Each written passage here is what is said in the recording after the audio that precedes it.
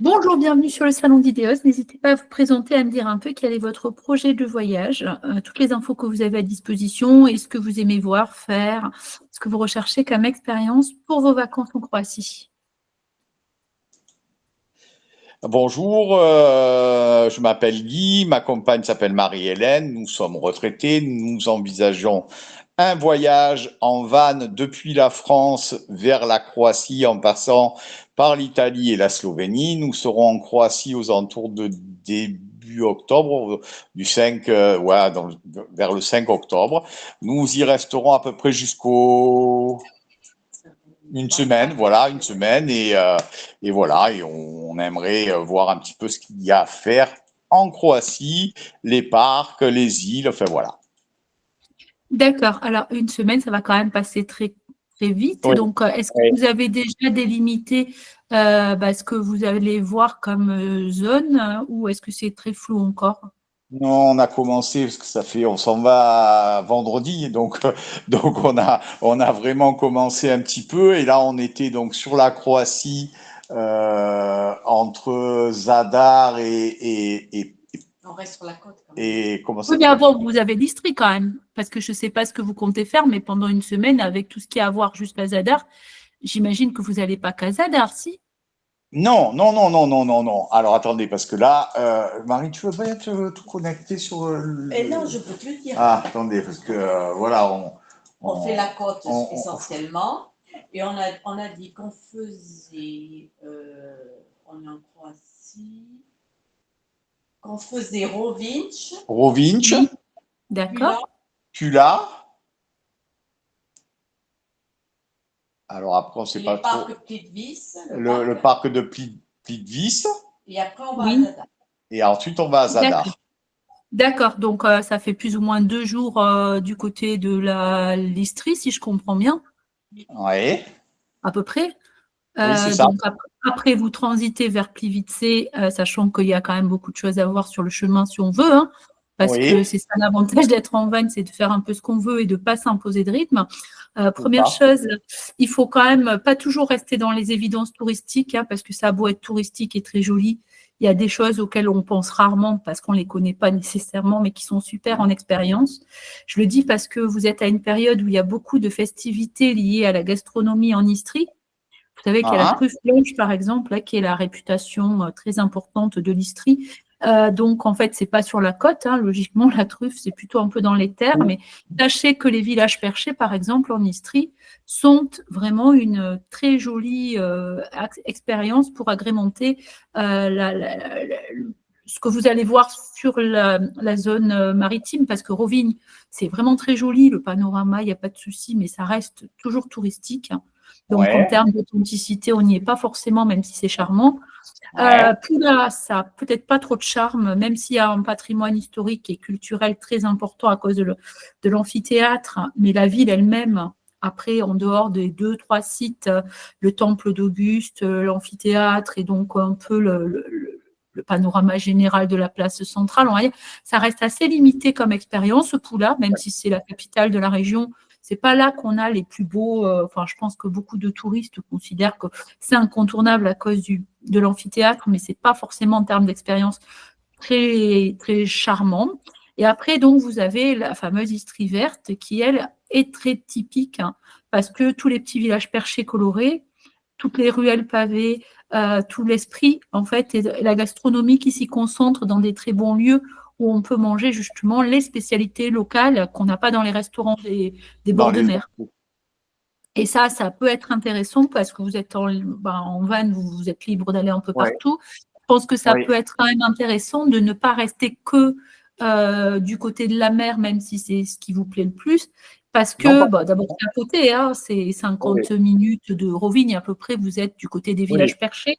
Et que, bon, l'un ou l'autre, enfin, il y a plusieurs villages, hein.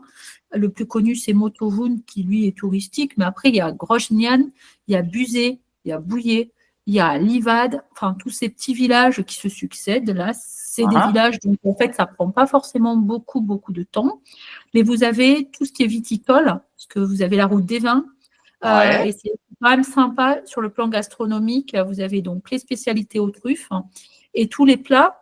vraiment, qui peuvent être les fameuses pâtes à la truffe ou les omelettes. Enfin, c'est tout ce qui est vraiment très sympa dans cette zone. Et les charcuteries, le jambon sec fumé que vous retrouverez aussi en Dalmatie, mais il est un peu différent en Istrie.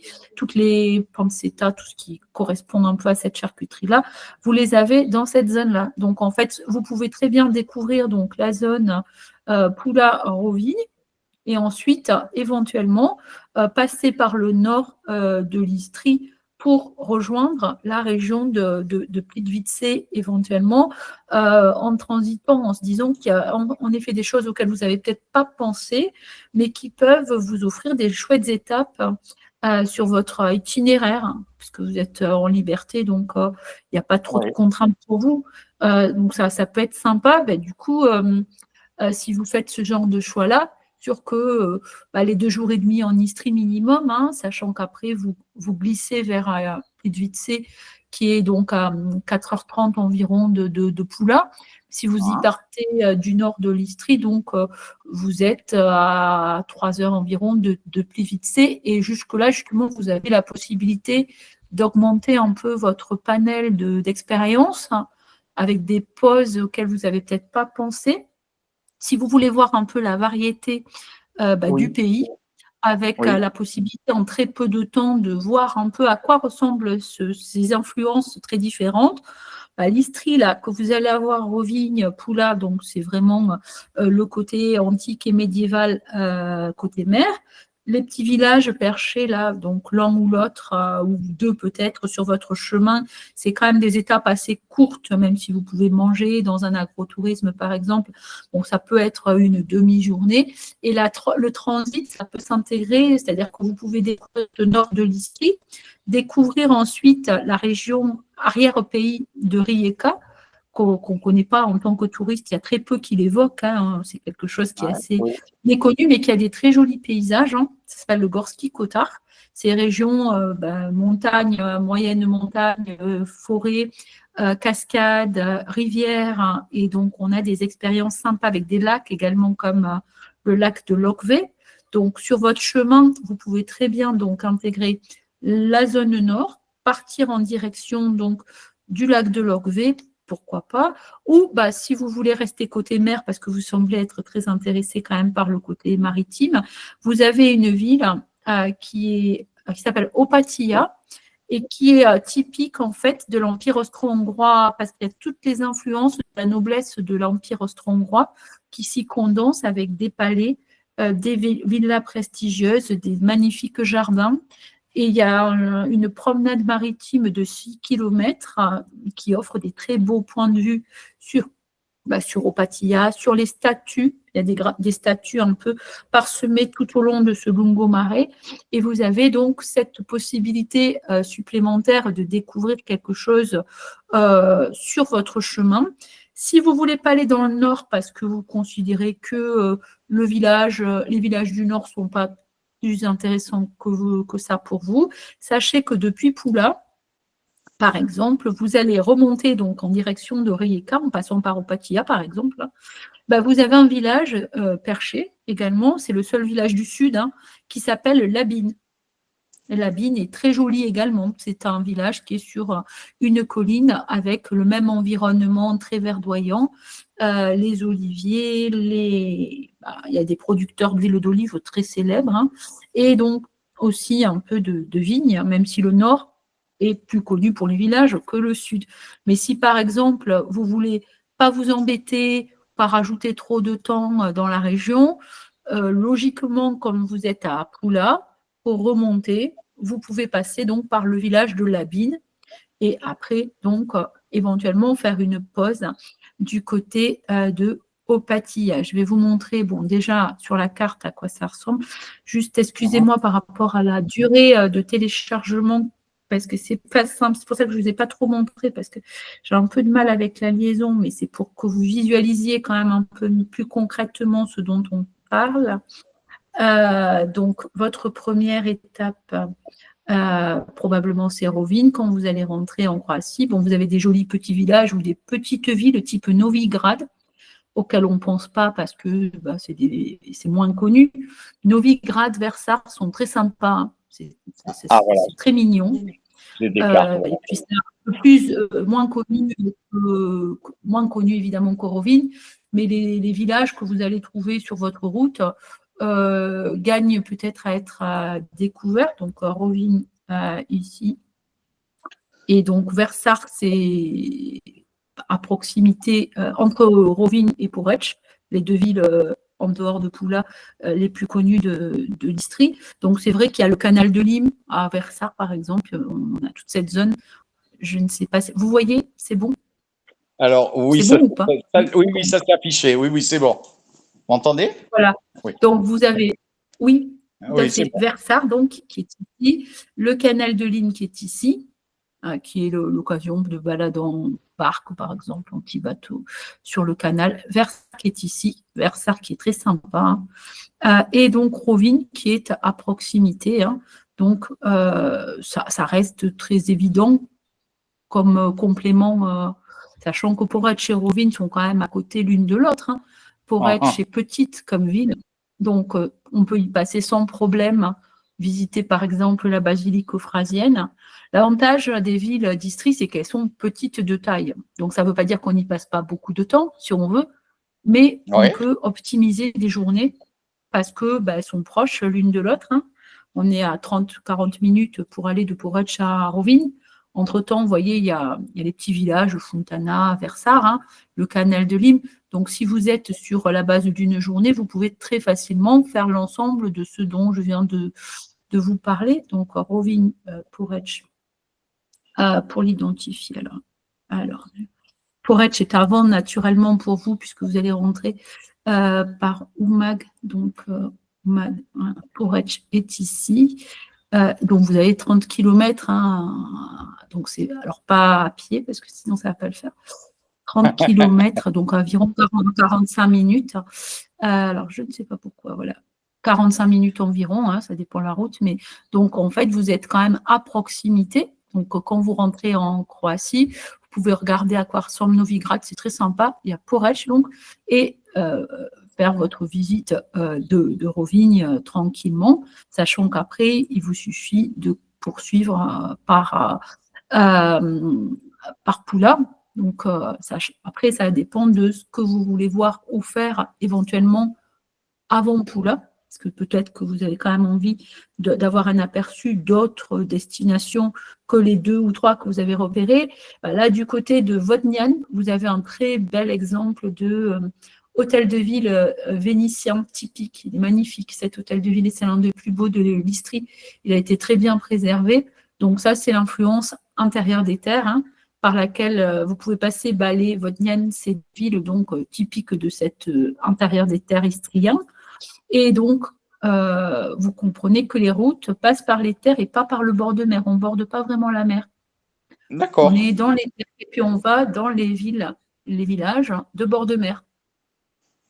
Il n'y a pas de route vraiment qui vous fait passer tout le temps par le bord de mer en Istrie. Et en fait, si vous faites ces choix-là, Balé et Vodnian sont sur votre route, donc éventuellement, vous pouvez découvrir l'un ou l'autre avant d'aller à Pula. Et si vous ne faites pas ces choix-là, de Pula, vous avez le village de Medulin, qui est mignon, avec un petit moulin, une plage de sable. C'est l'ambiance, on va dire, du sud de l'Istrie, hein, village à 10 km à peine de Pula. Pour le côté maritime, parce qu'on ne se baignera pas à Pula, par exemple, mais on peut se baigner du côté de Medulin sans problème. C'est là aussi qu'il y a des sorties dauphins, par exemple, croisières pour voir les dauphins au coucher du soleil. Enfin, c'est des choses assez sympas et récréatives qui peuvent compléter donc votre expérience. Voilà, en gros, donc pour le panorama Istrie. Et donc, si vous suivez l'idée d'aller à Labine, par exemple, vous voyez, vous allez l'avoir sur votre route, hein, puisque vous allez remonter. Alors, on va passer par Pula d'abord, puisque je ne l'ai pas fait. Pula, donc, Pula. Voilà, sachant que ça ressemble à ça si vous restez sur l'idée de ne pas intégrer le nord. Parce que si vous intégrez le nord, c'est logique, hein, vous y allez en premier, en fait. C'est-à-dire que quand vous rentrez en Istrie, au lieu d'aller du côté de Rovine, bah, vous en profitez pour découvrir Groznyane et Motovun, qui sont ici. Donc, je vais vous faire la simulation hein, pour que vous ayez un peu les références. Bouillé, Groznyane, Motovun, donc, sont là. Et ensuite, vous rejoignez la zone de Rovine en éliminant éventuellement Porech. Hein, et à ce moment-là, bah, vous avez intégré le nord et vous rejoignez donc la zone de Plivice depuis Poula, ce qui ne vous empêchera pas de passer donc éventuellement ici par Alabine, si vous le jugez utile, ou par Opatia, si vous préférez, parce que vous auriez vu le nord. Hein. Donc, voilà un peu à quoi ça ressemble. Donc, et ensuite, de Labine, vous prenez la direction de Opatia, par exemple. Et de Opatia, c'est la route, hein, vous allez border la mer, là, pour le coup. Et ensuite, bah, Plivice, c'est ici. Sachant que de découvrir des lieux vraiment pas connus, parce que l'avantage du mois d'octobre, c'est que déjà on ne cherche pas à éviter les touristes parce qu'il n'y en a plus, ou tellement peu que c'est pas un problème. Le parc de Plivice se visitera très bien, quelle que soit l'heure à laquelle vous arrivez.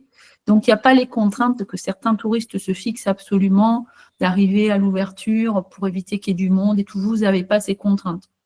Donc, quelle que soit l'heure à laquelle vous allez arriver, raisonnablement, vous devez pouvoir visiter Plivice, enfin, même à midi, on visite Plivice sans problème, jusqu'à 17h, si c'est l'heure à laquelle vous arrivez, si vous voulez, vous pouvez utiliser vraiment vos journées sans vous contraindre par rapport à des heures d'arrivée plus ou moins stratégiques.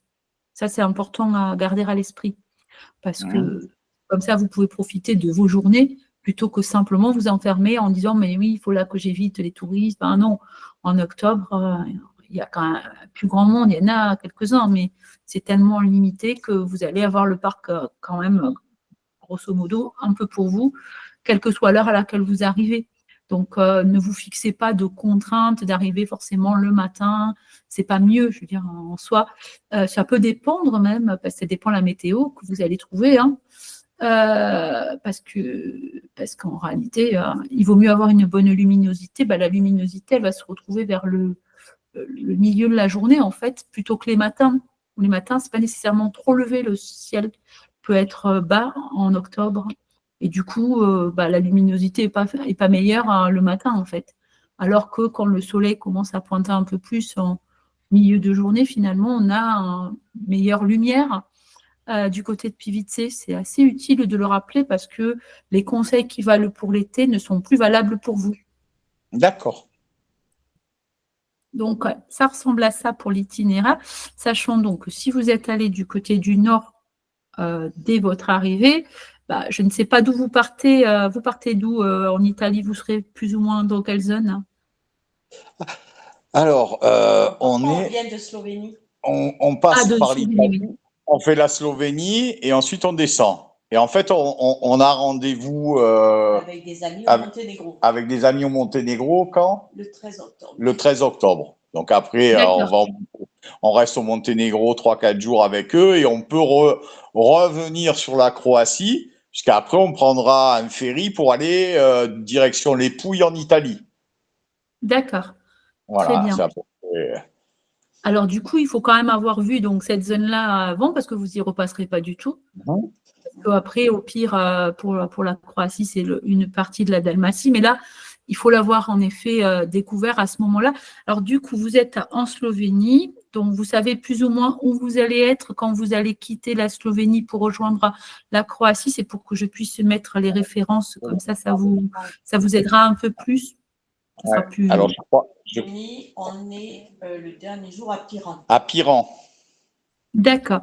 Alors, du coup, bah, si vous êtes à Piran, c'est vraiment Capodistria, donc la région de la mer à côté Piran. Donc, évidemment, pour aller dans les villages du nord, c'est assez simple, hein, comme vous allez le constater. C'est-à-dire que vous avez Bouillé en premier. Alors, je les mets, mais je vais devoir les quitter parce qu'on ne peut pas mettre beaucoup d'options. Piran, donc. Et vous avez Bouillé, qui est quand même rapide d'accès. Bouillé, c'est l'un des premiers, mais ce n'est pas le plus joli. Vous avez donc Groznyane, qui est très sympa et moins connu que Motovun. Donc voilà, c'est à côté donc. Et vous avez, donc Motovun qui est l'autre village vraiment le plus connu. Donc, vous voyez, ça fait pas vraiment, D'accord, oui. ça ne pose pas problème de les intégrer pour rejoindre donc soit Poretch, soit Rovigny directement, avec la possibilité d'avoir eu un aperçu de ces villages-là. Alors, du coup, en kilomètres, pour que ce soit plus simple à évaluer, voilà à quoi ça ressemble quand vous allez quitter Piran. Vous êtes à moins d'1 heure du village le plus connu de la zone des villages perchés. Voilà. Vous voyez qu'en soi, ça ne suscite pas d'effort. Ça peut vous agrémenter un peu votre vision de l'Istrie. Et donc ensuite, vous continuez en direction, donc comme je vous l'ai dit, de Rovine. Donc, éventuellement, vous ajoutez ce que vous estimez possible par rapport à votre rythme, hein, parce que comme c'est petit comme destination, on peut voir plus qu'on croit en fait. Souvent, parce que souvent on se dit, mais je ne vais pas tout voir. Bah, oui, mais quand on voit la taille des villages, ou quand on découvre même les villages maritimes, c'est quand même, voilà, en plus en octobre, ça ralentit le rythme, il y a pas mal de choses qui sont déjà en train de fermer. Donc c'est la limite, hein, parce qu'après, c'est vraiment fermé. Là, vous allez avoir quelques restos ouverts, quelques agrotourismes qui fonctionnent encore. Sinon, on bascule après dans la basse saison assez rapidement. Donc, vous êtes à la limite, il faut en profiter. Et donc, Rovigny-Poulain, comme vous l'avez prévu, et éventuellement, donc, ce dont on a parlé tout à l'heure. Donc, si vous voulez passer par Labine pour entrecouper, parce que la route, c'est quand même plus agréable quand on fait des étapes, voilà, Labine. Éventuellement, si vous préférez une baignade, vous allez à Médouline depuis Poula, ça ne changera rien, hein, ça rajoute 10 km. Après, on prend la même route. Et donc, au Pattaya, l'intérêt, c'est que c'est quelque chose qui ne ressemblera à rien de tout le reste que vous aurez vu. Et donc, je vais vous montrer en gros à quoi ça ressemble. Alors, bon, Rovigny, vous connaissez Motovun, par exemple, c'est le village le plus sympa, qui est assez typique, donc, parce qu'il est avec des façades colorées, c'est un village médiéval.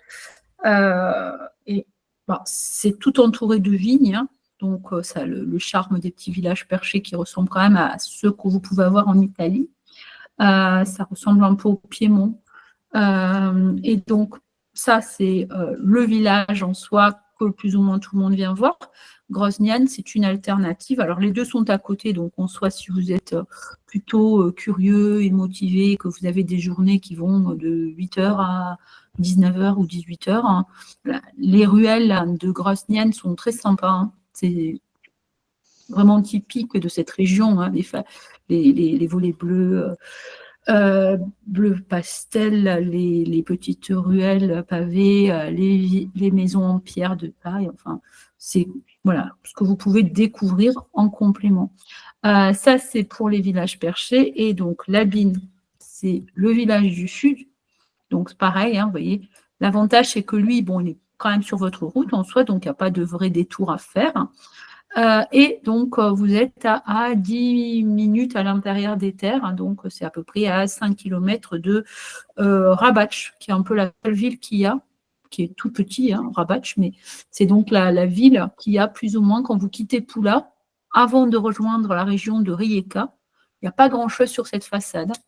Donc, Rabatch, c'est l'une des petites villes, hein, un petit port, hein, c'est plutôt sympa. Hein, vous pouvez vous baigner, par exemple. Hein.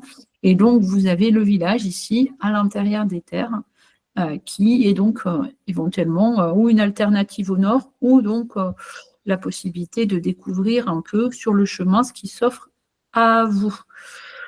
Alors, voilà un peu à quoi ça ressemble. Et donc, au Pattaya, vous allez voir de suite la différence. Alors, au Pattaya, c'est surnommé Monaco Monte Carlo croate. En fait, c'est là qu'il y a les casinos, des palaces, hein, des grands hôtels, et les villas de familles prestigieuses qui s'étaient établies depuis la période Habsbourg. Et donc, elles venaient passer leurs hivers sur la côte. Hein, c'est logique, hein, c'est mieux que Vienne. Hein. Et donc, voilà un peu à quoi ça ressemble. Alors, c'est un autre état d'esprit, hein. C'est d'autres types d'architecture. Hein. C'est vraiment la zone Europe centrale, plutôt l'influence. Et vous avez donc la possibilité, les plages, non, on oublie parce que c'est que du béton. Alors, c'est déjà bien qu'il y en ait, hein, mais c'est que du béton, donc ça n'a pas d'intérêt. Par contre, la promenade maritime, si vous voulez un peu vous dégourdir les jambes, vous avez la possibilité donc d'emprunter une partie de ce lungomare pour avoir des points de vue donc sur la ville de Opatija. Le type de bâtiment qu'il y a, vous voyez, c'est vraiment complètement différent de ce que vous avez vu auparavant et de ce que vous allez voir par la suite. Vous avez des très jolis jardins. Alors, je l'avais mis sur le groupe vidéo. Je vais d'ailleurs y passer pour que je vous montre un peu le type de jardin, tout ça. Voilà les ambiances que vous pouvez avoir. Alors, l'avantage, c'est que vous n'êtes que de passage. Donc, votre objectif, c'est simplement de trouver peut-être des étapes pour ne pas faire que de la route d'un point à l'autre de ce que vous avez déjà identifié, mais justement, ça va vous permettre d'avoir une bonne vision de la variété du pays. En peu de temps, finalement, vous allez passer par beaucoup de choses très différentes. Alors, je vous montre. Et ensuite, ça ne vous prend pas beaucoup de temps, parce que vous voyez que c'est sur votre chemin. Hein. Donc, c'est simplement de retenir une ou l'autre pour apporter un complément à ce que vous avez déjà identifié. Donc, Opatija, on va y arriver. Alors, Opatija, ce n'est pas la région d'Istrie, c'est la région d'à côté, hein. Primorje-Gorski Kotar, c'est la région de Rijeka. Et donc, si vous allez dans le sens de ce que je vous ai indiqué, donc voilà un peu un aperçu des paysages. Donc, et ensuite, logiquement, avant d'arriver à Plivice, vous pouvez découvrir le Gorski Kotar. Donc, ça, c'est pour le petit aperçu général de ce dont on parle. Et alors, Gorski Kotar, il y a un lac qui s'appelle Lokve, qui est très sympa et qui permet donc de faire la marche au bord du lac, se rafraîchir. Alors, il fait un peu frais en octobre, mais ça reste possible, on peut se baigner. Hein. Et donc, c'est une ambiance encore complètement différente avant de rejoindre à Plivice pour votre balade dans le parc. Voilà. En gros, à quoi ça ressemble. Je vais vous montrer le lac de Lokve au cas où vous retiendrez cette piste. Et donc, après, sinon, avant de rejoindre Plivice, vous avez les chutes de Rastoke que vous pouvez découvrir, puisque la logique, c'est plutôt d'essayer de ne pas faire aller-retour, hein, vu que vous prenez la route tout le temps. Les chutes de Rastoke sont avant Plivice. Donc, profitez-en pour bien découvrir ce qu'il y a potentiellement d'intéressant pour vous avant. Et ensuite, donc, vous visitez le parc confortablement, comme vous l'avez prévu. Alors, du coup, je ne sais pas ce que ça vous inspire en termes de visuel. Non, moi j'aime bien tout ce qui est plus bon, le village, les villages perchés, ça j'adore. Et après sur les parcs, moi j'aime bien le côté un peu nature. On pensait à la mer nous parce que voilà, quand on a regardé un peu, tout le monde vous dit la mer, mais c'est vrai qu'au mois d'octobre la mer elle risque peut-être d'être un peu froide, mais bon ça fait rien, ça c'est voilà, et on voulait faire aussi parce que ça j'ai vu sur votre site. Donc ce que vous m'avez proposé, ça me va bien. Et après, je vois que du coup on évite Zadar. Et par contre, on aimerait bien faire les îles. Comment ça s'appelle Éviter Zadar. Pourquoi vous voudriez éviter Zadar? Parce que vous allez sans problème visiter Zadar. Ah, d'accord. On redescend sur Zadar et après on fait Plivice après. Non, tu fais Plivice. Non. Vous faites Plivice d'abord, enfin vous allez quitter Pula, vous allez vers Plivice et ensuite vous arrivez à Zadar, parce que votre objectif c'est d'arriver jusqu'au Monténégro. Oui. Vous allez visiter Plivice d'abord, voilà. Le lac de Lokve sur la route éventuellement pour aller à Plivice. Je confondais. Ensuite vous allez à Zadar. D'accord. Après, de Zadar, je ne sais pas ce que vous allez faire parce que vous m'avez parlé de Zadar. Donc, Zadar, oui, ça se visite sans problème et très facilement en quelques heures. Hein. L'optique road trip, de toute façon, quelques heures sont très bien du côté de Zadar. Donc, après, ça dépend comment vous organisez la visite. C'est-à-dire, si vous êtes du genre à être vraiment matinal et à profiter de vos journées jusqu'au coucher du soleil, c'est-à-dire vers 18h, là maintenant, vous allez donc visiter Plivice éventuellement, donc le matin. Oui. Et bon, je ne sais pas quel est le tour que vous avez prévu à Plivice. Le C. Voilà. On a regardé, c'est apparemment le tour, le C. Super. Écoutez, le C, depuis l'Entriangle, c'est parfait.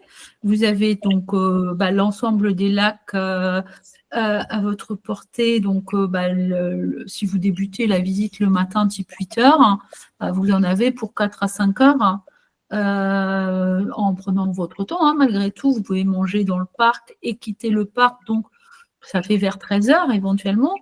Ça signifie que, logiquement, 2 heures après, vous êtes à Zadar. D'accord. Donc, vers 15 heures, vous pouvez être à Zadar. À ce moment-là, vous pouvez visiter sans problème Zadar à cette occasion. D'accord. De 15 heures jusqu'à 18 heures à 19 heures. Donc, profitez du coucher du soleil. Pas rater le coucher du soleil, hein, parce que c'est le plus important, mais il restera encore 2h30, 3 heures de jour. Donc, il n'y a pas de souci pour visiter Zadar la même journée, si vous voulez optimiser. Sinon, si vous avez visité Plivice et dormi, parce que je ne sais pas, vous avez déjà un peu fixé où vous dormez ou comment vous allez organiser? On a prévu de dormir après Plivice, on a prévu de dormir sur Zadar. D'accord, mais vous alliez dormir à Plivice? Avant, non. Oui, on dormira à Plivice avant. On dormira à Plivice avant pour être pas trop. Nous on pensait aux horaires des parcs, donc c'était d'hiver le matin, mais bon, si c'est même l'après-midi, on peut jongler là-dessus, de faire le parc, donc et puis ensuite de descendre sur Zadar, d'y dormir, d'y rester le lendemain parce qu'on a envie d'aller faire cette balade en bateau avec les îles de Cornacki, voilà.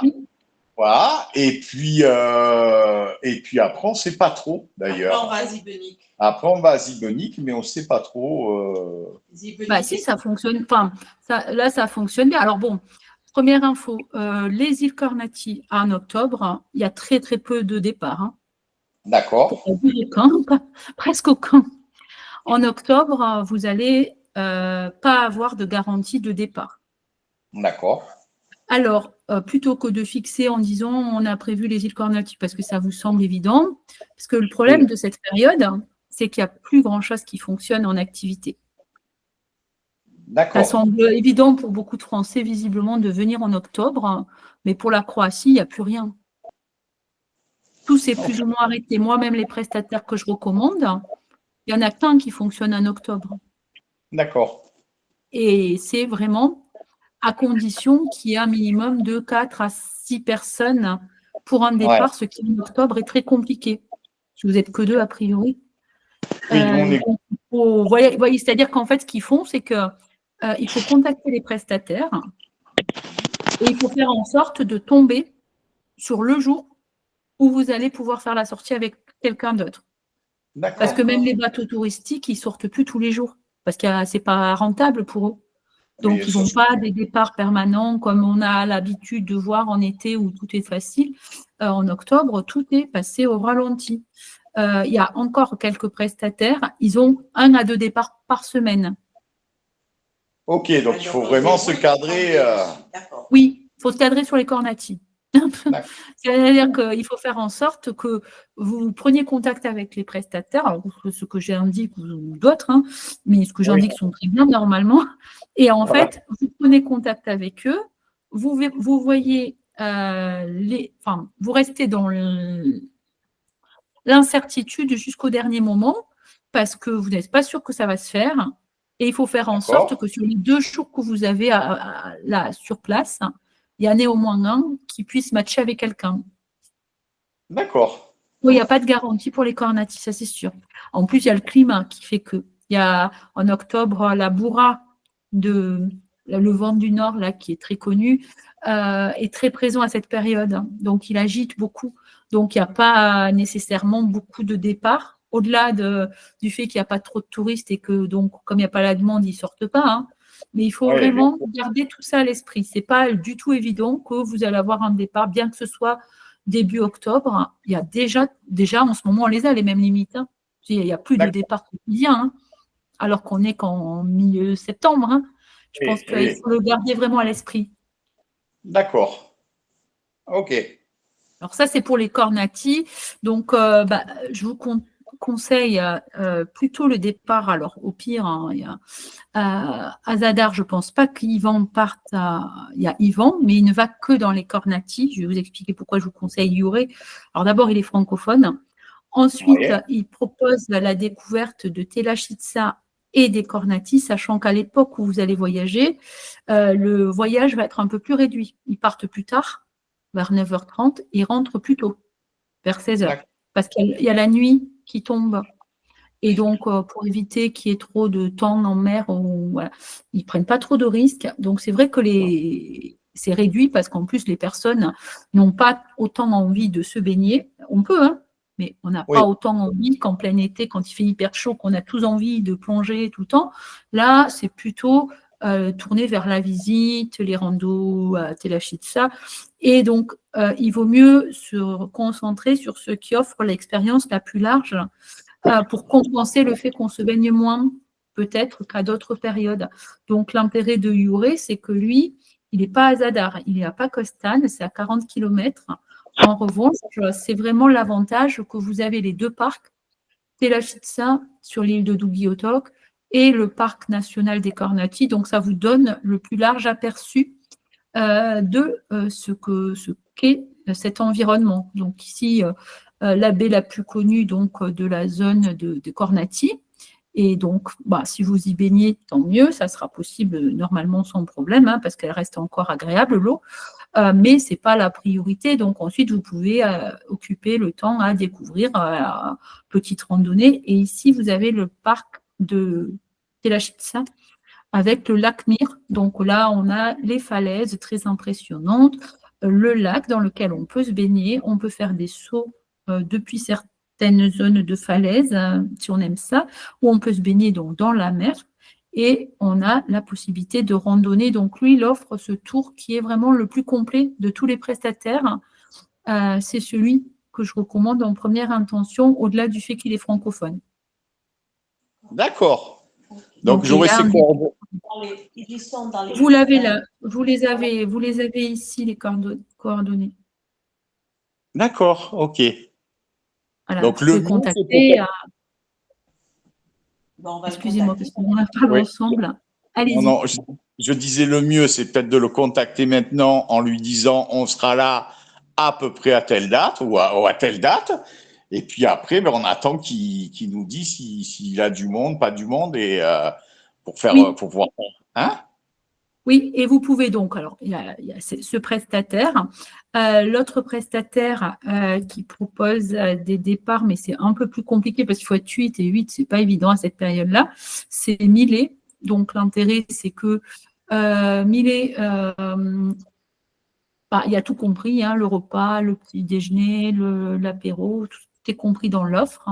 En revanche, c'est un tour qui est plus réduit, c'est pas aussi long en temps, mais c'est plus réduit en termes de visite, parce que c'est soit dans une zone, soit dans une autre qui va, soit dans les Cornati, soit au niveau du parc de Telachtitsa pour découvrir le parc. Donc après, en termes d'expérience, c'est très très sympa. Le bateau est plus grand. Le groupe, c'est jusqu'à 15 personnes, mais donc c'est minimum 8 pour garantir un départ. Ça reste très bien également. Et donc, sinon, au niveau de Zadar même, c'est que dans les Cornati. Alors, du coup, c'est que la zone, Larnaca, l'île de Mana, l'île de Cornat, voilà, c'est vraiment que le parc de Cornati et pas Telachtitsa. Vous avez Yvan, donc, que vous pouvez contacter. N'hésitez pas à les contacter tous. Je vais vous envoyer les e-books dans lesquels il y a toutes les adresses. Ouais. Vous les contactez et vous avisez, en fait, avec eux en fonction de leur dispo, du potentiel que vous avez de départ. Hein. Donc, Yvan, c'est cette adresse-là. Et là, pareil, c'est une offre tout compris avec repas. Donc, vous avez un peu de rando pour découvrir l'ensemble de la zone de Manille. Vous passez au bord des falaises pour voir un peu à quoi ça ressemble. Mais encore une fois, cette période-là, il n'y aura pas de départ quotidien. Donc, il est important de mettre toutes les chances de votre côté pour avoir l'un ou l'autre. Et alors, en option économique, entre guillemets, c'est-à-dire en groupe, parce qu'il y a encore quelques départs de groupe, vous avez, alors, Zadar, Cornati, je ne sais pas ce qu'il faut taper pour avoir les bons accès sur ce moteur. Voilà, j'en parle là, voilà, c'est ce prestataire-là, c'est un audio guide, donc en fait c'est moins sympa, hein, parce qu'on a l'audio guide en anglais qui nous explique un peu, mais c'est assez basique comme explication, donc c'est toujours mieux d'avoir un contact avec les skippers, surtout Youré qui lui est un vrai passionné, qui connaît extrêmement bien l'environnement et qui nous explique que ce qu'on voit, c'est à mon sens supérieur à ce niveau-là. Et là, bon, il y a le repas compris également, et vous avez depuis Zadar la possibilité de partir. Donc, l'un ou l'autre devrait peut-être vous permettre d'aller dans les Cornati, d'où l'utilité d'envisager en amont donc les contacts, déjà pour qu'ils sachent que vous êtes intéressé et pour qu'eux-mêmes vous disent si oui ou non c'est possible. Ne pas attendre Bien sur sûr. place en tout. Voilà, ça c'est sûr, parce que sinon on ne part pas cette période. Voilà. D'accord, Donc on ça, ne pensait pas, nous. pour les Oui, on Cornati. pensait, oui, je Je pense dis, qu'on ne mesure pas trop la période. On ne mesure pas trop que la période, en fait, n'étant plus touristique. Beaucoup de choses que tout le monde exprime comme évident pendant l'été, au mois d'octobre, ne sont plus disponibles ou accessibles. C'est que le début octobre, mais déjà, beaucoup de villages, vous voyez, en bord de mer, tout ferme. Tous les restos, les cafés, tout ferme. Alors, D'accord. c'est une ambiance un peu spéciale, mais c'est pareil en France, dans beaucoup de villages de bord de mer, y compris là où je suis, où je vois tout fermé depuis 2 jours, tout est quasiment fermé. Tu vois, c'est pareil partout, mais on ne le mesure peut-être pas, donc il faut juste avoir conscience de ça pour que vous ayez les bonnes animations, les bonnes activités. Et au pire, alors c'est pas du tout pareil, mais sachez que la sortie phare du groupe, c'est celle que proposera David avec une découverte, on va dire mini-immersion de 4h30 pour découvrir une zone pas du tout développée pour le tourisme, qui est en face Pakistan, où il habite. Et donc, c'est vrai que si vous avez envie de quelque chose de simple, d'authentique, au-delà de la visite pour voir un peu des dauphins au détour de la balade, vous avez la possibilité d'explorer une petite île qui s'appelle Vergala. Et donc, en sa compagnie, vraiment, vous allez comprendre l'esprit de la région. Donc, il ne faut pas… c'est la sortie préférée quasiment du groupe. Donc, Zlatko, peut-être aussi, on proposera encore début octobre, mais c'est assez peu probable. David y va jusqu'à fin octobre pour ceux qui le souhaitent. Et donc, c'est un peu le même problème, c'est que c'est 4 personnes minimum pour garantir la sortie. Donc, ce n'est pas beaucoup, mais il faut trouver donc 2 autres personnes qui sont intéressées. Donc, c'est baignade éventuellement dans les criques, les dauphins que vous pouvez donc admirer, le petit déjeuner à bord du bateau, puis après, paddle, baignade, visite de l'île, les commentaires très avisés d'un bon connaisseur qui aime vraiment le côté aventure et typique et qui vous permettra d'accéder à ça. Donc, ce n'est pas les Cornati, mais ça peut être une alternative si les Cornati, ça ne se fait pas. Voilà. D'accord. Donc après, son email est ici et les francophones, bien sûr. Donc ça peut être pratique aussi pour échanger, même quand on parle anglais, c'est bien de parler sa langue. Nous, on ne parle pas anglais en plus, donc… Alors c'est encore mieux, du coup. Parce que là, c'est des francophones qui sont parfaitement francophones.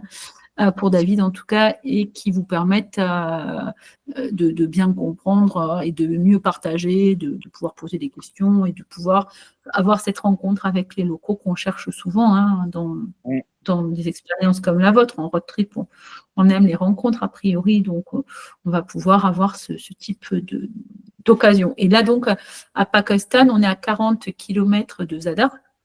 Les départs, normalement, c'est le matin, l'été, mais à partir d'octobre, en fait, on s'en moque un peu parce qu'il n'y a pas de touristes, donc on ne cherche pas à éviter, comme en été, l'affluence de bateaux qu'il peut y avoir pendant la journée.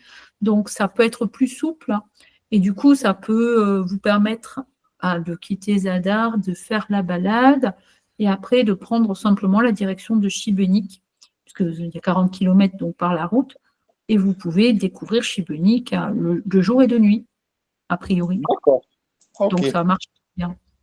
Que ce soit les Kornati, si vous les prenez avec Yuré, vous êtes à 40 km. Donc, pareil, si vous terminez à 16h, 17h, la sortie, vous arrivez en soirée, vous visitez de nuit.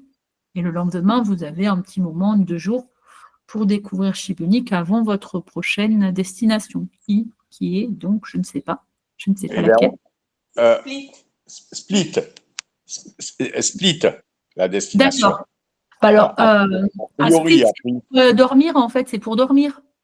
Enfin, pour dormir, s'il y a des choses à faire, enfin, voilà, on essaye de se caser un peu sur la route en allant vers le Monténégro, mais... c'est-à-dire que tout le monde prend Split comme base, mais en réalité, c'est pour ça que je vous posais la question. Si vous avez l'occasion et que vous aimez vous faire des petites pauses quand même qui vous agrémentent le séjour, ne prenez pas Split comme base incontournable, même si ça reste évident qu'on va visiter Split quand on va en Dalmatie. Mais la ville elle-même, même si en octobre, il y a beaucoup moins de touristes et beaucoup moins les nuisances de l'été, est quand même plus déceptive que d'autres villes que vous avez avant, type Trogir. Trogir, c'est la ville qui plaît le plus aux Français. C'est une petite ville très jolie qui est donc à 35 km de Split. D'ailleurs, je vous invite à ne pas dormir jamais à Split. Ça, non. Parce que les campings ne sont pas à Split même. Le temps de revenir au centre pour aller manger, c'est la galère de chez galère. Donc, garder Split peut-être pour la visite, ça, il n'y a pas de souci, mais pas nécessairement d'envisager, par exemple, d'y dormir, ça ne serait pas une très bonne idée, compte tenu que vous êtes en van, que quand on voit la difficulté pour... il faut garer votre van. C'est ça. Voilà, Ou alors, il faut se mettre dans les campings forcément des environs. Et quand vous êtes à 8 km du centre de Split, pour rejoindre Split, ça prend 1 heure en fait. Ouais. Et encore, parce qu'en octobre, malgré tout, il y a moins de liaisons qu'en été. Donc, vous voyez, c'est vraiment galère. Donc, si vous deviez, à la limite, j'allais dire, vous pourriez très bien découvrir Split, ce qui n'est pas un problème, en choisissant une destination entre les deux, entre Trogir et Split. C'est celle que je recommande souvent, d'ailleurs. La baie de Castellas, ça se prête tout à fait à ça. C'est des villages. Vous avez les liaisons de bus à partir de 5 heures. Vous allez visiter Split en bus. Et comme ça, tranquille, parce que vu les prix pour les vannes des parkings, ça refroidit quand même pas mal. Déjà, pour les voitures, c'est assez coûteux. Mais du coup, vous avez tout intérêt à éviter Split en tant que séjour et le garder comme visite sans problème. Vous pouvez y aller.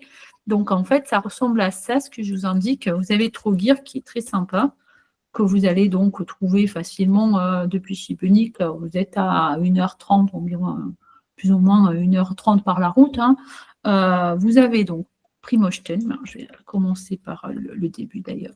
Primosten, qui est un petit village de pêcheurs facile à découvrir donc, sur votre route. Et vous pouvez vous y baigner, c'est très agréable. Il y a des plages très chouettes, bien aménagées. Le village lui-même, qui est sur une presqu'île, est très apprécié des touristes. Ce n'est pas pour autant qu'il faut l'éviter. Donc, tout l'environnement de Primosten est vraiment super. Donc, ça, c'est éventuellement une étape à Primosten. Une étape à... C'est petit, Trogir, donc ça se visite aussi très facilement. Si vous logez donc du côté de la baie de Castella, par exemple, pour vous faciliter la vie, il suffit de prendre simplement le bus pour aller à Split pour les quelques heures que vous allez consacrer à la ville. Et ensuite, de cette zone-là, aller vers une île, si j'ai bien compris, sur votre itinéraire, donc quelle que soit l'île. Ça peut ressembler à ça. Donc voilà le village de Primosten, on ne voit pas trop bien là. La ville de Trogir, c'est vraiment valeur sûre. Hein. Tout le monde aime Trogir, je pense. C'est les petites ruelles pavées, un côté un peu mystérieux. C'est très facile et rapide à visiter. Donc ça s'intègre bien sans trop de perte de temps en fait. Si vous passez 2 heures à Primosten, 3 heures du côté de Trogir, plus le temps de trajet, bon après vous êtes basé, vous allez pouvoir découvrir la ville de Split. Faut savoir que Split, ça doit être la capitale de la région et donc une grosse ville, le centre historique, il est extrêmement réduit.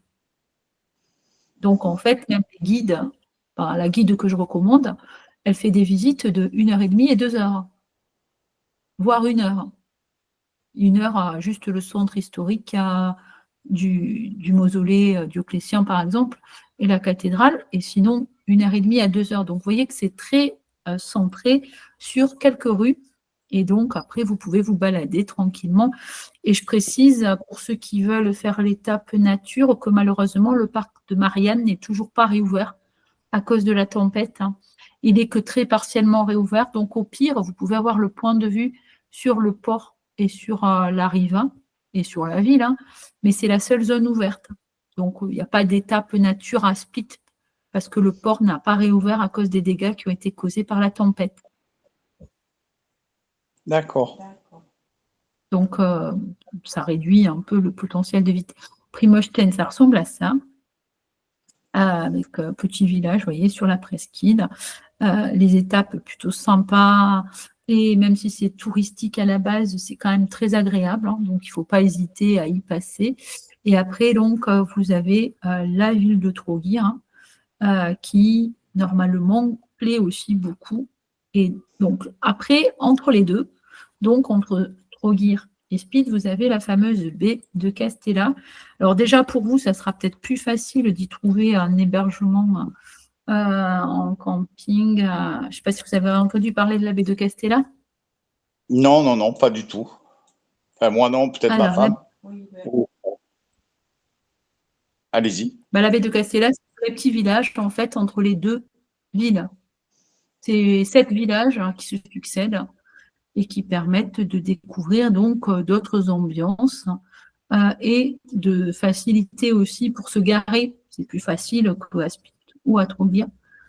Et donc, normalement, c'est aussi un peu plus économique. Voilà à quoi ça ressemble en termes de paysage.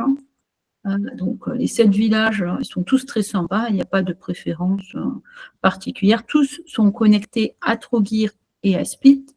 Sachez qu'en prenant le bus, si vous prenez l'appli, alors l'appli Promet, c'est l'appli de la compagnie de bus locale, Promet, vous allez avoir 50% de réduction pour aller à Trogir et à Split éventuellement depuis les villages.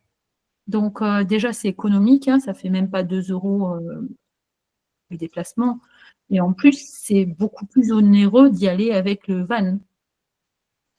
Donc ça a un avantage économique, typicité, parce que ça reste plus calme et plus représentatif de la région que les 2 villes très touristiques. Et voilà donc à quoi ça ressemble. Sachant que les plages en été seraient bondées, mais à la période où vous y serez, ça sera très similaire à la plage vide. Voilà. Donc, vous allez quand même avoir un peu plus de... Voilà. Les ambiances, c'est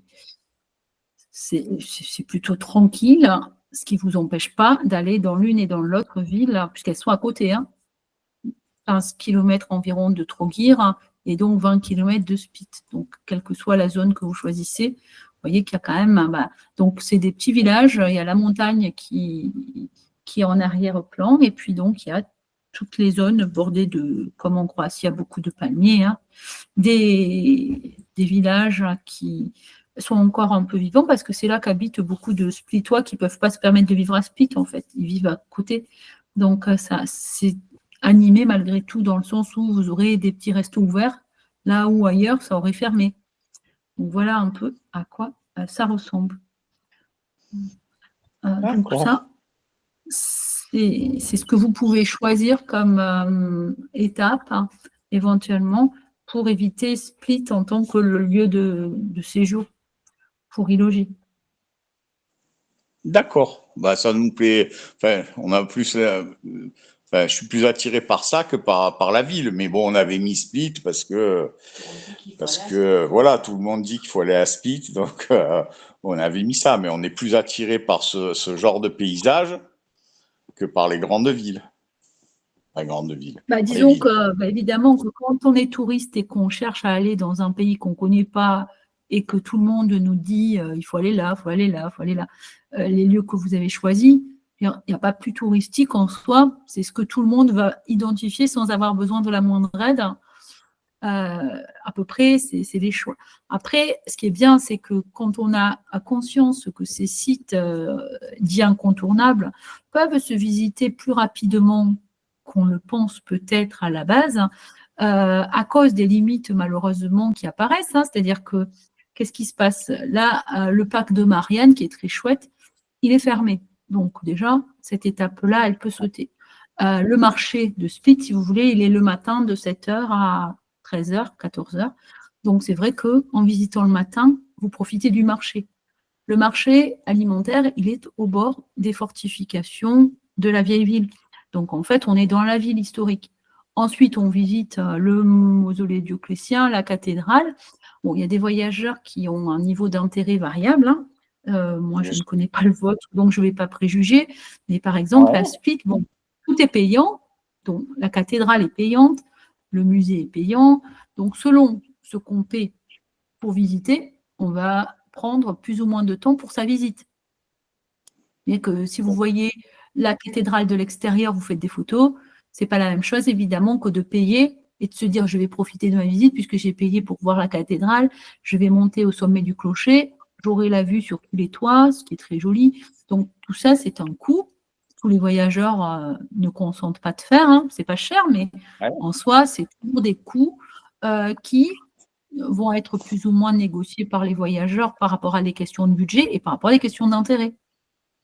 Donc, du coup, ça réduit souvent les villes à quelques heures de visite, en fait, parce qu'elles sont très réduites.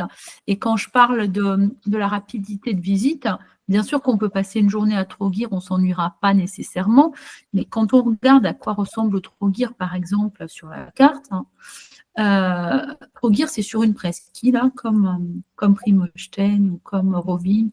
Vous avez donc la presqu'île. Je pense que ça permet de prendre bien conscience de la taille de la ville quand on regarde un peu. Voilà. Trogir, ça ressemble à ça. Donc, en fait, tout est concentré autour de la place centrale, de la cathédrale et de la place donc juste à côté. Les rues que vous avez donc dans l'environnement autour et la riva, qui est la promenade maritime. Donc, en soi, c'est quand même assez petit de taille. Donc, en termes de visite, pareil, si vous visitez la cathédrale, c'est payant. Si vous visitez le musée de Trogir, pareil, ça sera payant. Donc, ça, c'est des choses qui vont prendre plus ou moins de votre temps dans votre journée. Et on n'est pas nécessairement avec le même temps nécessaire si vous avez choisi des visites payantes et donc de découvrir avec beaucoup d'intérêt, ou si vous flânez dans la ville telle qu'elle se présente à vous. Vous voyez, c'est quand même assez rapide de visiter ce type de ville. Le reste, il n'y a rien à voir dans la ville. Donc, ça n'empêche pas d'aller sur l'île de Chevaux avec le pont qui est juste en face et d'aller vous baigner. Mais si vous restez que dans la visite de la ville, elle est quand même de petite taille. Et la ville de Split, qui, elle, est grande, parce que forcément, c'est le centre économique, quand on regarde à quoi ressemble la vieille ville, qui est le seul endroit finalement où il y a quelque chose à vraiment visiter, on a un peu le même retour, hein, c'est-à-dire que tout est concentré autour de la cathédrale, qui est à côté du palais Dioclétien. Donc là, on est dans le cœur névralgique. Et après, toutes les rues, les petites ruelles autour, Mais c'est la même chose, hein. Il y a la riva, la promenade maritime, le port d'un côté, la colline Marianne avec le parc de l'autre côté. Et donc, tout est autour de ces quelques rues. Et donc, le marché qui est au bord des fortifications pour découvrir un peu l'ambiance du marché. Donc, l'idée, c'est aussi de savoir que si vous avez 4 à 6 heures pour Split, ça marche sans problème pour découvrir la ville. Ça D'accord. vous permet après d'aller de Split vers une autre destination, peut-être donc sur l'une ou l'autre des îles. C'est-à-dire à ce moment-là, si vous avez décidé d'aller vers une île après la visite de Split, vous n'allez pas laisser votre van du côté de Castella, vous allez aller à Split avec le van et partir de Split pour aller vers l'île. Pour les îles. Oui, pour les îles. Parce que vous m'avez parlé d'une Oui. île, non? Voilà, donc l'une ou l'autre des îles. Oui, enfin, voilà, c'est plus, comme c'est Alors là, du coup, je vous entends. la Croatie. Excusez-moi, j'ai rien compris. J'ai rien Oui. compris parce que ça a complètement bugué. Coupé.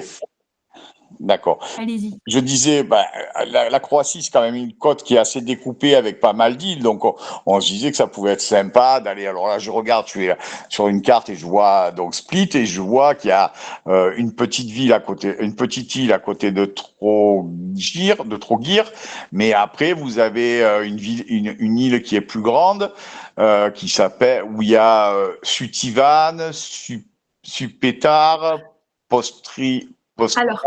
Voilà, alors, déjà, je vous entends vraiment très mal. Alors, je me permets juste de vous signaler que c'est très difficile de vous entendre. Hein. Non, mais de vous comprendre parce que je ne sais pas ce qui se passe. Tout d'un coup, ça ne marche plus trop bien. Ça vient de chez moi, mais bon. Ce que je voudrais vous dire, c'est que, par exemple, l'île de Chauveau, ça reste quand même pas vraiment l'expérience immanquable quand on a peu de temps comme vous, parce que vous n'avez qu'une semaine, que vous voulez quand même essayer d'avoir un aperçu plus riche, hein, il vaut mieux quand même miser sur des valeurs sûres, ça c'est sûr. Ensuite, deuxième chose, c'est que rien ne vaut de privilégier la proximité en octobre. Deux choses. D'abord, vous l'avez sûrement vu, il y a eu un temps très, très agité qui persiste. Hein. On est dans une période un peu compliquée, beaucoup de phénomènes un peu comme méditerranéens. Hein. Donc, en fait, il faut quand même savoir que les liaisons peuvent être annulées à tout moment. Parce qu'il y a les risques, on l'a vu, hein, il y a eu beaucoup d'annulations cet été, c'est valable pour toute l'année. Donc, pour les îles, à cette période-là, quand on a peu de temps comme vous, on est obligé d'aller sur une île rapide d'accès, moins d'1 heure, c'est bien, dans laquelle il y aura quand même assez de choses à voir, parce que Brač, en effet, représente tout à fait cette option. Et le fait que quand vous allez la quitter, au lieu de devoir revenir à Split, vous la quittez par Makarska pour aller vers Dubrovnik, c'est plutôt très bien. C'est le bon choix à faire. L'avantage aussi, c'est qu'il y a beaucoup de liaisons et que d'une certaine manière, quelle que soit votre organisation, vous pouvez avoir un peu de temps pour découvrir l'île à cheval sur 2 jours. Donc, par exemple, vous visitez Split le matin, visitez Split. Schématiquement, on dit, vous débutez la visite à 8 heures et vous terminez vers 13 heures la visite du centre historique. Hein. Ça signifie que vous êtes en partance pour l'île de Brač pour arriver vers 15 heures sur l'île. Du coup, je vous montre un peu par rapport aux liaisons que ça donne, du coup, parce que c'est ça qui est important. Les liaisons, vous allez les trouver donc sur Yadrolinia, le site qui est le seul qui propose des liaisons pour votre van. Le coût de mémoire, maintenant, je crois que j'ai dit la dernière fois, c'était la personne avait un van, c'est 47 € la traversée. Donc, pour la grandeur du van. C'est à partir de 47 €, ça dépend après la taille de votre van, s'il fait plus de 5 mètres, la hauteur, là. Enfin, il y a un aspect à ce niveau-là. Je crois que c'est 47 € la traversée. Et après, donc, ça sera le même prix pour rejoindre Makarska. Donc, on est autour de 90 € déjà ou 100 € plus donc les passagers qui ne sont pas très onéreux, mais ça vous donne un peu l'idée. C'est sûr que quitte à payer ce prix-là, il faut quand même visiter un minimum l'île. Donc à ce moment-là, il faut s'organiser. Sur 2 jours, ça fonctionne à cheval sur les 2 jours. C'est-à-dire que quand on va regarder les liaisons, là, ce qu'on va faire maintenant, c'est juste que j'ai un peu de difficulté à aller vite avec ma connexion, mais Split-Soupétard, donc c'est la liaison que vous prenez, 50 minutes de traversée, vous en avez en permanence dans la journée, donc si vous avez visité Split, donc 9h à 14h par exemple, ou de 8h à 13h, ce qui devrait convenir pour avoir un aperçu de Split, à ce moment-là, vous êtes en partance donc, pour l'île de Bratch sur la journée. Donc, comme je vous dis, normalement, il y a une liaison qui vous permet de rejoindre pour 15 heures, a priori, l'île. Et de 15 heures donc à 18 heures, vous avez déjà débuté vos visites. Et il vous reste donc le lendemain, où vous allez faire une partie des visites aussi, et quitter l'île. Donc après, parce que les 8 jours seront quasiment atteints, là, quand la semaine est quasiment atteinte.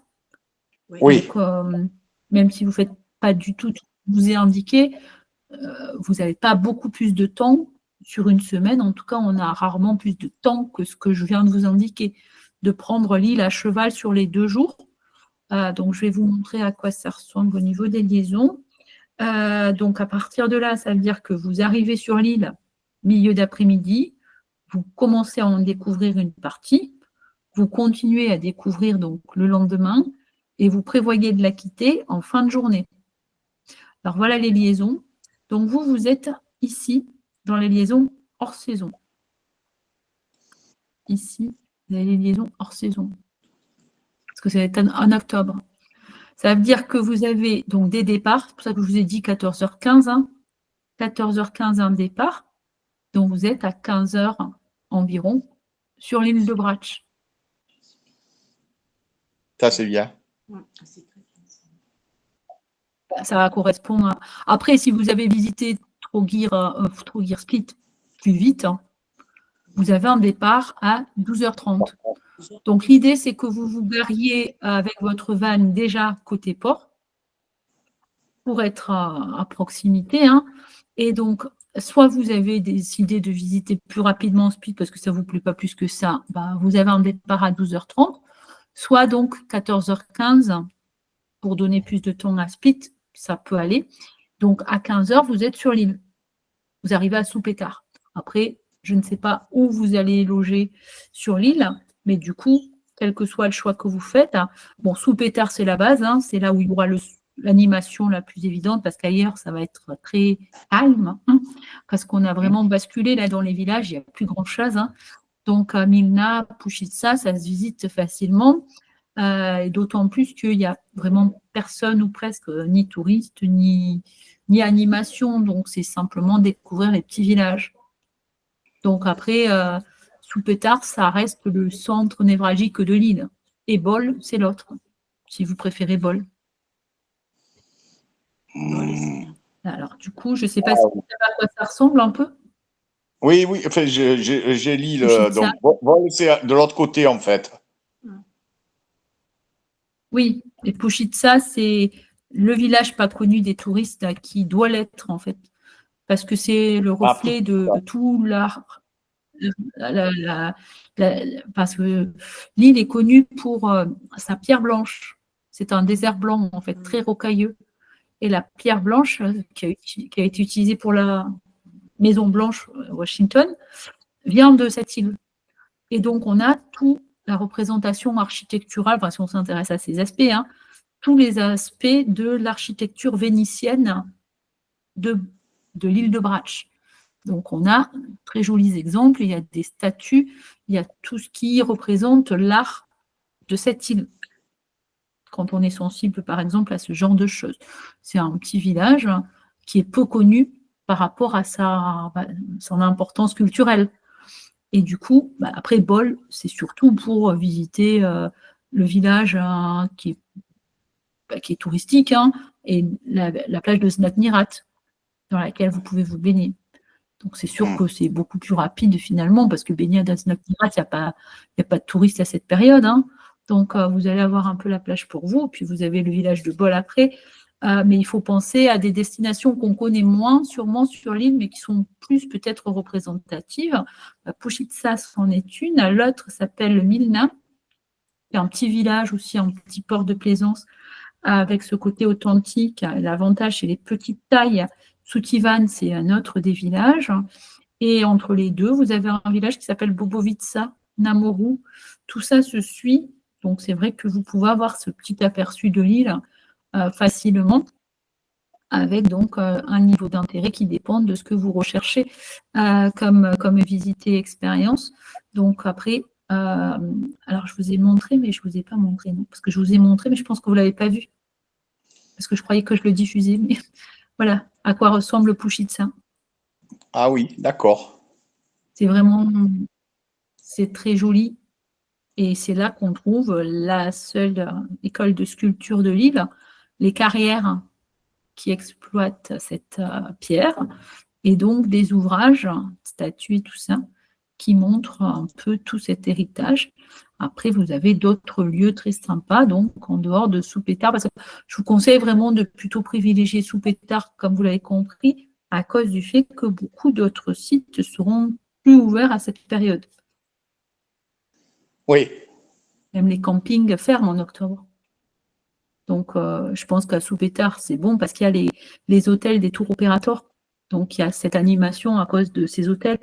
Alors qu'ailleurs, dans l'île, Soupétard et Bol, c'est un peu les deux seules zones qui sont vraiment vivantes, où vous allez pouvoir trouver normalement votre hébergement pour le van ou trouver une alternative. Donc, voilà un peu à quoi ça ressemble en termes de visuel. Alors, Milna, c'est aussi très sympa, hein. Milna, Bobovica, c'est des petits villages qu'on connaît moins, mais qui sont représentatifs, en fait, de cette île. Donc, ne pas juste rester sur Bol, parce qu'on a entendu parler de Bol avec la plage de Zlatnirat, c'est pas non plus la seule destination, quoi. Bobovica, c'est très mignon aussi, c'est juste à côté de Milna, hein. À Milna, il y a des criques cachées. Donc, quand on est à Milna, on peut aller se baigner dans des criques complètement perdues. Si on aime ce genre d'expérience, c'est même ce qu'il faut faire, hein. Et donc, Milna, c'est petit port également très tranquille, qui normalement plaît beaucoup, hein. Donc, après, voilà, c'est à vous de voir, évidemment. Vous avez 3 heures, grosso modo, le jour de votre arrivée, et éventuellement une partie de la journée suivante ou la journée complète suivante, et après, il faut aller directement vers Dubrovnik. Oui. oui. Je vous montre les liaisons, alors du coup, c'est important. La liaison pour quitter, parce qu'il y a moins de liaisons à cette période, hein, c'est pour voir à quelle heure vous êtes supposé quitter l'île, si vous la quittez le lendemain. Sinon, si vous restez donc un jour et demi, c'est-à-dire à la nuitée et le jour suivant, et que vous la quittez le matin, après, c'est en partance pour Dubrovnik, en s'arrêtant éventuellement à un ou l'autre des sites que vous avez sur la route, mais après, vous êtes en partance vraiment pour Dubrovnik, parce qu'il ne reste plus de temps. Donc, quelle est la liaison? Alors, attendez. Du coup, Splita, Makarska, voilà. Makarska sous Martin. Enfin, sous Martin Makarska pour vous. Voilà à quoi ça ressemble en termes de liaison. Est-ce que déjà ça vous plaît comme île, ou est-ce que vous aviez plutôt objectif peut-être rare? Je ne sais pas, peut-être que vous aviez d'autres îles en tête que Brac. On n'avait pas spécialement, c'est pour ça que on vous a contacté, parce qu'on avait, sur cette partie-là, on n'avait pas spécialement d'objectif. Et voilà, c'est bien si vous avez une autre, par exemple, on a discuté de cette île, mais si vous me dites l'autre île, Ashvar, est mieux, voilà, on n'est pas arrivé sur tel ou tel endroit. Non, ce n'est pas qu'une question de mieux. Moi, je ne réponds jamais à la question de mieux, parce que mieux, ça dépend pour qui, pourquoi. C'est sûr que la différence, vous allez comprendre très bien. Au lieu d'1 heure, au lieu de 50 minutes de traversée, vous êtes à 2 heures, ça va coûter beaucoup plus cher. D'accord. Parce qu'il y a quand même un aspect budgétaire à prendre en compte. Je pense qu'on est à Bien sûr. 70 € pour la traversée pour aller sur l'île de Roi. 70 €, tout le monde ne peut pas se le permettre, hein, plus les passagers. Ensuite, vous allez donc avoir 2 heures de traversée. Donc, et ensuite, Oui, pour traverser toute l'île avec la voiture, surtout que c'est en van, vous allez avoir besoin de 2 heures, 2h30. Donc, en fait, ça vous éloigne de beaucoup de choses, en fait. Parce que déjà, 2 heures de traversée, plus ensuite traverser toute l'île par une route qui, quand même, est un peu délicate. C'est vrai qu'il faut avoir du temps. Parce que pour y aller pour une demi-journée, ça n'a aucun intérêt. D'accord. C'est-à-dire qu'autant la proximité de Brach permet d'exploiter l'île facilement, parce qu'elle est petite, parce que tout est proche et que la route n'est pas très problématique, autant aller à Arvar, ce n'est pas pour une demi-journée. D'accord. Donc, c'est surtout ça qu'il faut prendre en compte. Après, les deux sont charmantes et sont très sauvages et ont très, très jolis paysages. Si vous allez à Arvar, bon, ça suppose qu'il faut éliminer un peu avant et il faut y passer 2 jours. Parce que déjà, vous avez 2 heures de traversée. Bon, il y a les coûts qu'il faut que vous optimisiez. Il faut avoir un petit aperçu. Et après, donc, il vous faut rejoindre en effet Derhavnik. Et quand vous êtes à Arvar, bien que vous soyez un peu plus près de Dubrovnik en apparence, vous êtes tout aussi loin, si ce n'est plus que de Brach. Parce que depuis la ville de Arvar, on est à 6 heures pour rejoindre la ville de Dubrovnik.